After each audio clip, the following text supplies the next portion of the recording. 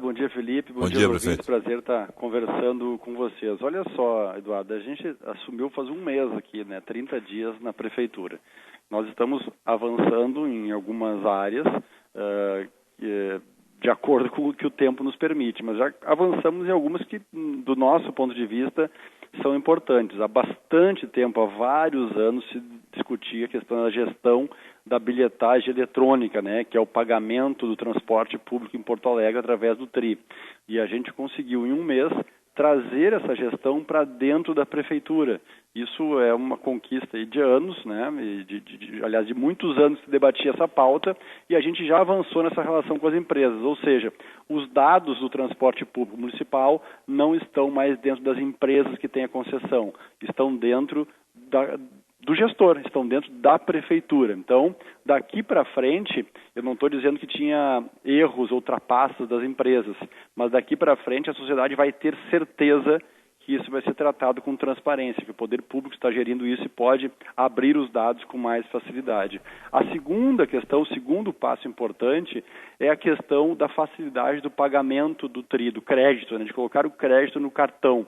As pessoas antes tinham que emitir um boleto, imprimir na sua casa o boleto, levar o boleto até um banco, entrar na fila, fazer o pagamento, esperar um tempo e aí recarregar o seu cartão. A gente já baixou um decreto, as empresas estão implementando, em um mês aí no máximo, acredita-se que as pessoas vão poder pagar o seu crédito por cartão de crédito e débito, vão poder recarregar o seu cartão pela internet, pelo seu celular, fazer o pagamento, acreditei, e entrar no ônibus e isso acontecer. E já está recarregado. Então, é uma facilidade gigantesca e um incentivo à utilização da passagem, do cartão, para que não se utilize dinheiro. Tornar mais cômodo. Então, isso é um passo nesse sentido. Nós não temos hoje como dizer que não vai ter mais pagamento com dinheiro. Não, os usuários podem continuar usando o ônibus com dinheiro.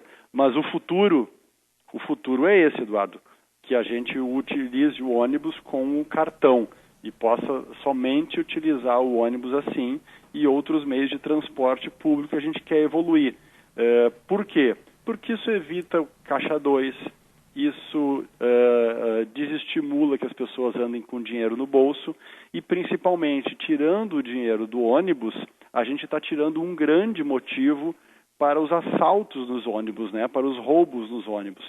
E isso é uma vantagem. Além do que, a gente torna muito mais transparente a questão da bilhetagem, porque a gente vai saber 100% das pessoas que andam de ônibus, onde é que entra, onde é que sai, qual é o movimento, onde é que falta ônibus, onde é que tem ônibus sobrando, E a gente vai poder implementar sistemas de segurança com mais efetividade, A gente vai coibir as fraudes nas gratuidades, por exemplo, e isso vai deixar de dar um aumento na passagem para os outros usuários. Sim. E também vai poder implementar, Felipe, sistemas de segurança com mais acuidade, com mais força, com mais excelência. Perfeito. Como a questão do reconhecimento facial na bilhetagem eletrônica. A Vitória Famer está conosco aqui, tem uma pergunta também a respeito do transporte coletivo. Vitória.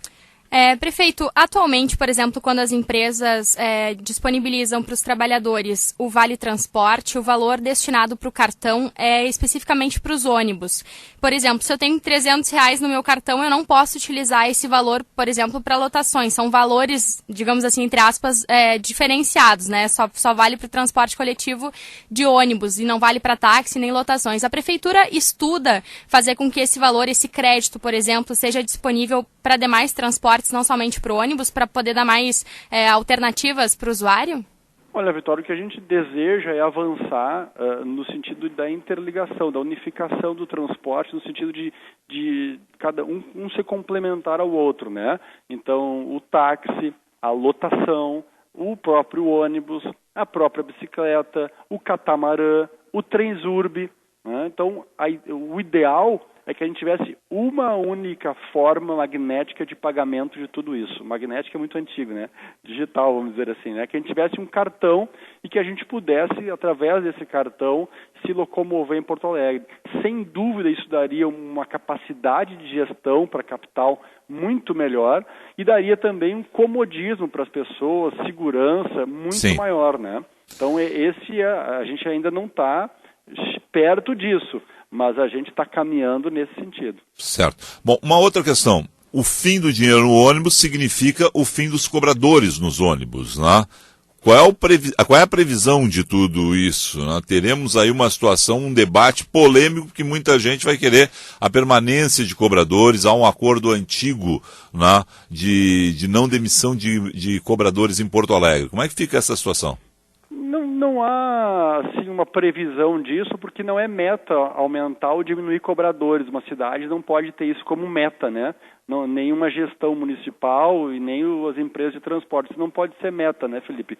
A gente vai caminhar nesse sentido. E é evidente que nas cidades mais modernas, mais avançadas, a gente tem mobilização. Os empregos saem de um lado e vão para o outro, né? O táxi, por exemplo, hoje tem que se modernizar por causa do Uber, por causa de outros serviços que aparecem. E, sem dúvida, a profissão de cobrador vai ter que ter uma modernização, vão ter que buscar alguma outra atividade, até porque ninguém se forma cobrador, né?